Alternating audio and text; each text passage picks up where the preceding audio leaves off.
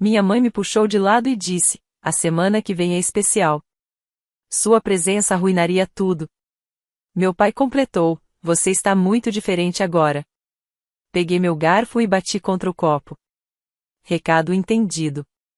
Naquela mesma noite, cancelei todas as cobranças feitas na Itália, bloqueei o acesso deles aos passes turísticos e cancelei os traslados para o aeroporto. No momento do check-in, tudo foi recusado. A primeira mensagem veio do meu irmão: desbloqueie a conta agora. Minha resposta foi o silêncio. Eu estava tão furiosa que não consegui dormir. Eles planejaram toda uma viagem dos sonhos pela Itália, passando por Veneza, Florença e Roma completamente sem mim. Cada detalhe já reservado: hotéis de luxo, trens de alta velocidade, tour exclusivo por vinhedos na Toscana, jantares em restaurantes para os quais é preciso ter contato só para entrar na lista de espera. Tudo feito com o meu dinheiro. E nenhuma menção sequer a mim. Nenhuma citação ao meu nome, nem ao da minha filha Ava ou ao do meu filho Luke. Só estavam incluídos minha mãe, meu pai, minha irmã Melanie, o marido dela, Josh, e os 2 filhos deles. Aquela era a família que eles consideravam importante. Percebi isso quando vi, por acaso, o e-mail de confirmação da viagem provavelmente encaminhado por Melanie sem querer. Ali estava tudo: datas, nomes, itinerários. E eu? Como se não existisse. Ler aquele e-mail foi como levar um soco no estômago. Li e reli, torcendo para encontrar meu nome escondido em algum rodapé. Nunca aconteceu. 6 meses antes, durante um dos nossos jantares de domingo, minha mãe falou dessa viagem. Disse que sempre sonhou em fazer uma grande viagem em família, que queria que as crianças conhecessem a Europa enquanto ainda eram pequenas. Comentou que Melanie e Josh estavam com dificuldades financeiras e me perguntou se eu poderia cobrir os custos iniciais. Prometeu que depois daria um jeito. Eu disse: claro. Sem pensar 2 vezes. Tinha acabado de fechar um grande contrato de consultoria e queria fazer algo bonito pela família. Algo que nos unisse. Então paguei tudo: passagens, hotéis, passes turísticos, absolutamente tudo. E, mesmo assim, me deixaram de fora. Não os confrontei na hora. Esperei até o domingo seguinte. Todos estavam lá, agindo como se nada tivesse acontecido. Minha mãe serviu assado como se fosse só mais um almoço de fim de semana. Meu pai falou sobre golfe. Melanie ficou ali, sorrindo, como se a traição nem tivesse sido cometida. Depois do jantar, comentei casualmente: a Itália deve estar linda nesta época do ano. Silêncio. Minha mãe me encarou e repetiu: a semana que vem é especial. Sua presença estragaria tudo. Meu pai se recostou e disse: você mudou muito. Ninguém contestou. Ninguém disse nada. Era como se todos tivessem ensaiado. Bati meu garfo no copo mais uma vez. Recado anotado. Não briguei. Não pedi explicações. Apenas levei meus filhos para casa, coloquei-os na cama, e quando a casa ficou em silêncio, comecei a agir. Tudo ainda estava no meu nome: cada quarto de hotel, cada passe turístico, cada translado. Eles nem se deram ao trabalho de mudar o faturamento. Nem tentaram disfarçar a arrogância. Então fui lá e reverti cada uma das cobranças. Congelei os cartões de viagem.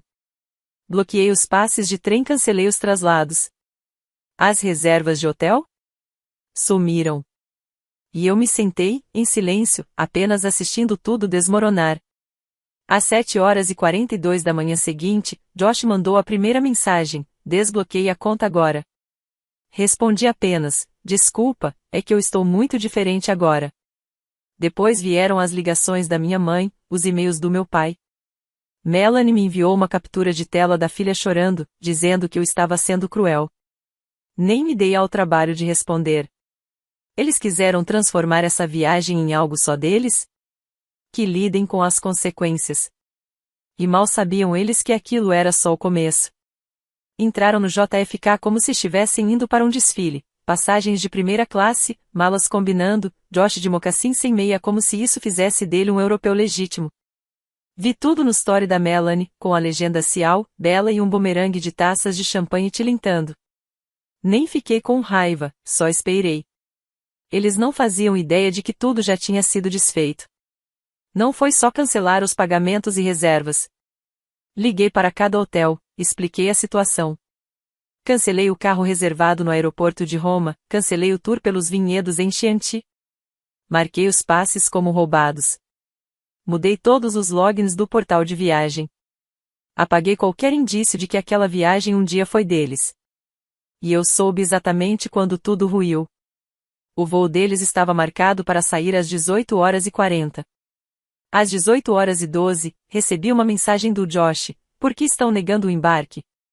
Depois veio Melanie: você cancelou os voos? Em seguida, uma avalanche de ligações todas ignoradas. Deve ter sido um verdadeiro espetáculo. 4 adultos e 2 crianças parados no portão de embarque, sem entender como uma viagem totalmente paga havia simplesmente desaparecido. Consigo imaginar Melanie perdendo o controle, Josh tentando manter a pose, meu pai tentando impor uma autoridade que nunca teve, e minha mãe parada, furiosa, diante de um simples não vindo de alguém. Enquanto isso, eu estava na cozinha com Ava e Luke, fazendo pizza do zero. Eles não sabiam de nada e era exatamente assim que eu queria. Para eles, vovó e vovô cancelaram a viagem porque algo aconteceu, só isso. Por volta das 21h, o tom das mensagens mudou. Josh escreveu: você está agindo como um psicopata. Está machucando a própria família. Melanie completou: seus filhos vão saber disso um dia. E eu? Continuei em silêncio. Deixei o silêncio falar por mim. Foi então que meu pai mandou uma mensagem que me fez rir: você nos envergonhou. Foi longe demais. E eu respondi: não, eu fui exatamente até onde vocês me levaram. Espero que ainda tenha sido especial. Na manhã seguinte, vi o carro deles na garagem. Haviam voltado menos de 24 horas após a decolagem, derrotados e exaustos. E foi aí que começou um novo jogo, a segunda camada de todo esse desastre. Às 15h47, a campainha tocou. Era minha mãe. Sem maquiagem, cabelo preso num coque improvisado. O tom dela oscilava entre neutro e irritado. E não, ela não começou com um pedido de desculpas. Nem chegou perto. Ela disse: tudo bem, você já deixou claro o que queria. Fiquei em silêncio. Deixei que falasse. Ela passou a discursar sobre como atitudes como a minha criam rachaduras em famílias, sobre como eu precisava ser mais compreensiva, e que não era justo destruir algo que eles planejaram com tanto carinho só porque eu me sentia excluída. E então veio a verdadeira razão da visita: enfim, queria falar com você sobre o quintal. O empreiteiro ainda está com a obra agendada para o mês que vem, e não queremos perder a data. Seu pai achou que talvez você pudesse ajudar com o sinal. Eu a encarei. E ali, naquele instante, percebi que ela realmente achava que eu iria ceder. Que uma parte de mim ainda queria participar, que eu ainda era a filha que resolvia tudo, que bancava tudo. E por um momento, apenas assenti. Deixa eu dar uma olhada nas minhas contas, respondi. Aviso vocês até o fim da semana. Ela sorriu, achando que tinha ganhado algo. Saiu satisfeita. E foi perfeito porque agora era a minha vez de jogar. O silêncio passou a ser uma estratégia. Eu podia sentir que estavam me dando espaço, não por consideração, mas por cálculo. Na cabeça deles, eu devia estar chateada, arrependida pelo que fiz no aeroporto, começando a amolecer. Imaginavam que eu voltaria com um cheque e um pedido de desculpas como sempre fiz. O que eles não perceberam foi que algo realmente tinha se quebrado dentro de mim. Na quinta-feira, chegou o primeiro sinal de ansiedade. Melanie mandou mensagem como se fosse um e-mail corporativo: oi. Mamãe disse que você está pensando em ajudar com a obra do quintal. Nos avisa, por favor, pra gente confirmar com o empreiteiro. Nenhuma pergunta, nenhum afeto, só aquele tom frio e automático que sempre surgia quando precisavam de algo. Deixei a mensagem sem abrir por algumas horas. Depois respondi: ainda estou resolvendo umas coisas. Aviso vocês em breve. Esse em breve virou amanhã. Depois, virou depois de amanhã. Na sexta-feira de manhã, mamãe mandou uma mensagem mais longa: o empreiteiro precisa do depósito hoje para manter o cronograma. Queremos muito não perder a janela de instalação no outono. Você consegue confirmar? Respondi, talvez eu consiga enviar metade. Deixa eu ver com o banco. Mas eu não verifiquei nada. No sábado, silêncio da minha parte. No domingo, também. Segunda-feira, papai ligou. Vi o nome dele brilhar na tela. Deixei tocar. 1 minuto depois, chegou uma mensagem: não queremos te pressionar. Só precisamos entender o que está acontecendo para conseguirmos nos organizar. Eu respondi: entendo perfeitamente. Deve ter uma resposta em breve. E então deixei que isso se arrastasse novamente. Na quarta-feira à tarde, Melanie mandou uma mensagem de voz. Eu nem ouvi. Apenas olhei para a forma de onda, girando. Provavelmente fingindo gentileza. Fingindo empatia. Fingindo que tudo isso era só mais uma fase. Como se nada tivesse mudado. Mais tarde naquela noite, finalmente respondi: falei com o banco hoje. Um probleminha com uma transação sinalizada. Acho que consigo enviar até sexta-feira. Esse foi o último gancho. A isca final. Aquela que os fez esperar mais uma vez, que os levou a marcar outra data no calendário com esperança. A sexta-feira veio e passou. Sem pagamento. Sem mensagens. Na manhã de sábado, meu pai escreveu: avisamos o empreiteiro que vamos cuidar disso sozinhos. Não se preocupe. Logo depois, veio uma mensagem separada da minha mãe: se ainda quiser ajudar mais tarde, qualquer contribuição é bem-vinda. Eu podia sentir a frustração escondida sob cada palavra. Não era sobre o dinheiro. Era sobre o fato de eu não estar fazendo o que sempre fiz: resgatá-los, amenizar tudo, apagar o desconforto. Agora, eles estavam presos nele. Naquela noite, Melanie mandou uma foto: o quintal deles, com a grama mal cuidada e algumas bandeirinhas brancas marcando onde o pátio deveria ter sido construído. Ela escreveu: ainda tentando fazer algo acontecer antes do tempo virar. Não respondi. Só olhei. O espaço entre nós já não era estranho, agora era intencional. Pela primeira vez na vida, eu havia parado de garantir que eles estivessem bem. E eles estavam só começando a entender o que isso significava. Passou-se uma semana. Nada. Nenhuma mensagem da minha mãe, do meu pai ou de Melanie. Nenhuma cobrança educada sobre o quintal. Nenhuma atualização sobre a tal viagem remarcada. Apenas silêncio. E eu teria me sentido em paz, se não os conhecesse tão bem. Eles não estavam seguindo em frente. Estavam se reagrupando. Esperando. Tentando me fazer parecer a pessoa que virou as costas. Então, algo inesperado aconteceu. Recebi uma mensagem da minha prima Erika: oi, só queria avisar, a vovó está muito chateada com a coisa da Itália. Você está bem? Fiquei paralisado. A vovó? Ela nem tinha sido mencionada durante todo esse tempo. Mora sozinha em Albany, não viaja há mais de uma década. É do tipo que manda cartões de agradecimento escritos à mão e lembra o aniversário de todo mundo. Sempre ficou longe dos dramas da família, assim como eu tentava fazer. Perguntei a Erika o que, exatamente, estava chateando a vovó. Ela respondeu: Melanie contou que você cancelou a viagem do nada e que isso fez todos perderem milhares de dólares. A vovó está confusa. Acha que você pode estar passando por algum colapso. Então era isso. Eles já estavam reescrevendo a história. Eu não era mais o filho que pagou tudo e foi excluído. Agora, eu era o instável que sabotou uma viagem de família. Claro que fariam isso. Sempre controlaram a narrativa até agora. Liguei para a vovó. Ela atendeu na hora. A voz era baixa, mas carregada. Peter, ela disse, o que aconteceu, querido? Contei tudo. Sem drama. Sem desabafo. Apenas os fatos. Como me pediram para financiar a viagem meses atrás. Como planejaram tudo nos mínimos detalhes, sem mim ou meus filhos.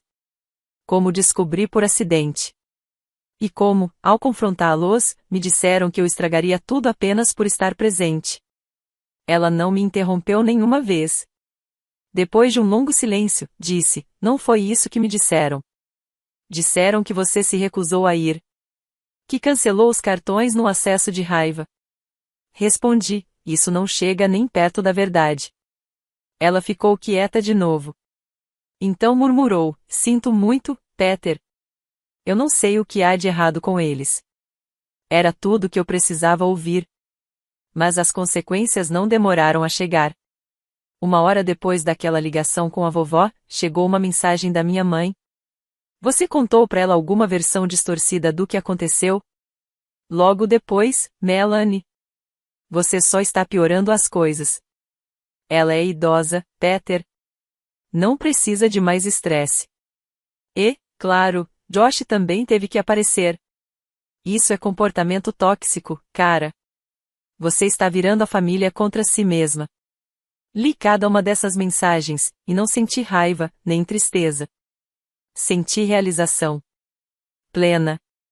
Eles me excluíram, mentiram, tentaram manipular minha avó e agora tinham a audácia de me acusar de ser o divisor.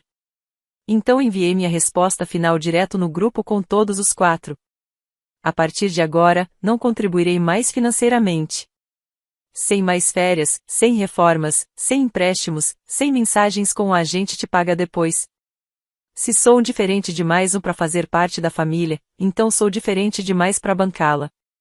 Boa sorte com o quintal. Apertei enviar e desliguei o celular. Ninguém respondeu naquela noite. Não por choque.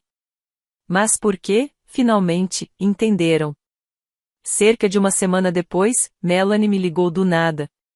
Uma ligação de verdade, não uma mensagem. Não atendi. Ela deixou um recado de voz com um tom quase cômico, toda animada e doce, como se estivéssemos voltando de férias juntos. Disse que andou pensando no que eu falei e que deveríamos nos encontrar. Que as crianças sentem minha falta. Como se isso fosse uma senha mágica. Dias depois, minha mãe mandou uma foto, uma pilha de pedras de pátio baratas largadas no quintal. Nenhum trabalhador. Nenhum progresso. Só uma bagunça. E escreveu: ainda vamos tentar fazer por conta própria. Achamos um bom negócio aqui perto. Foi uma jogada sutil, calculada só o suficiente para dizer, veja como estamos nos esforçando sem você, enquanto ainda me deixava uma porta entreaberta, caso eu decidisse voltar rastejando. Respondi: parece promissor. Me avise se precisar de ajuda para carregar. Isso foi o bastante. A porta estava entreaberta e, como num relógio, eles entraram. Minha mãe mandou um parágrafo longo falando que toda família passa por fases difíceis, e que eu devia saber que o dinheiro nunca foi o motivo de quererem minha presença. Disse que todos nós nos perdemos um pouco no meio do planejamento, e que talvez fosse hora de recomeçar. Melanie me mandou mensagens separadas. Disse que estava se sentindo mal desde o fiasco no aeroporto e queria se reconectar. Sem pressão. Sugeriu um café na semana seguinte, só para conversar. Sem expectativas. Até Josh, que normalmente se limitava a mensagens de uma palavra ou emojis passivo-agressivos, mandou. Acho que exagerei. Logo depois. Todos nós exageramos. Sem ressentimentos. Foi uma transformação notável. Uma verdadeira campanha de rebranding. De repente, eu não era mais tóxico, nem instável, nem diferente demais. Eu era valioso. Útil. Então decidi dar a eles um gostinho do próprio veneno. Disse a Melanie que adoraria encontrá-la. Escolhi uma data e horário. Ela respondeu com um emoji de coração e ainda disse que fazia questão de pagar. Então, na manhã marcada para o encontro, cancelei. Inventei algo vago sobre uma ligação de trabalho que estava demorando mais do que o previsto.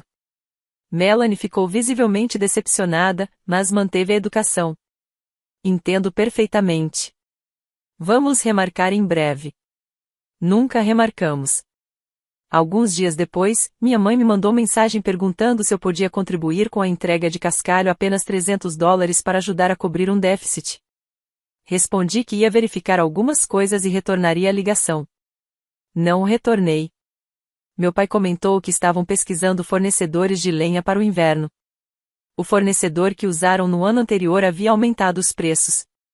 Disse para ele me mandar o link que eu veria o que poderia fazer. Ele mandou. Eu não fiz nada. E, toda vez que eles entravam em contato, eu respondia no mesmo tom que usaram comigo por anos. Gentileza vazia, evasiva educada, interesse superficial sem nenhum compromisso. Funcionou melhor do que eu esperava. Primeiro, Melanie silenciou. Parou de responder até mesmo às mensagens mais básicas. Depois, minha mãe começou a escrever cada vez menos, mensagens curtas, mais espaçadas, até que parou completamente. Josh me deu unfollow no Instagram. Meu pai, pela primeira vez em uma década, não enviou aquela típica mensagem de aniversário em grupo para todos no mês de outubro. Aquilo me pegou. Era algo automático, como relógio. O mais irônico de tudo? Eles não podiam me acusar de nada. Eu não gritei. Não xinguei. Não confrontei. Só me tornei igual a eles. Passei a tratá-los exatamente como me trataram por tanto tempo. Só promessas, nada de retorno. Tudo superficial, nenhuma profundidade. E acho que, pela primeira vez, eles experimentaram como é ficar do lado de fora do próprio jogo. Deve ter sido insuportável. Então chegou o dia de ação de graças, como sempre acontece de repente, enquanto você ainda acha que mal é outubro. Mas esse ano, tudo estava diferente. Meu telefone ficou em silêncio. Nenhuma mensagem de grupo da minha mãe. Nenhuma cobrança passivo-agressiva da Melanie com por favor, confirmem presença esse ano. Nenhum convite frio e copiado do meu pai, geralmente encaminhado com uma legenda como pensando aqui. Foi a primeira vez na vida em que eu não fui convidada. E eu não disse nada. Não perguntei. Não mandei aquele e aí, qual é o plano? Só para disfarçar a esperança de um convite. Na véspera do feriado, vi tudo pelas redes sociais. Melanie tinha caprichado no Pinterest esse ano. Uma mesa longa, posta para 10 pessoas. Marcadores de lugar feitos com mini abóboras, cartões com nomes escritos à mão, guardanapos dobrados em forma de leque. Ela colocou a legenda, grata pelos de verdade. Todas as cadeiras estavam ocupadas. Todos os pratos tinham nomes. O meu não estava lá. Nem o da Ava, nem o do Luke. Foi proposital. Não foi descuido. Não foi mal entendido. Foi uma escolha. Nada de Peter, sentimos sua falta ou gostaríamos que estivesse aqui. Só a versão cuidadosamente editada da família. Aquela que não os desafia. A que não os faz sentir culpa ou responsabilidade. Não contei nada para Ava ou Luke. Fizemos nosso próprio jantar. Nada de peru.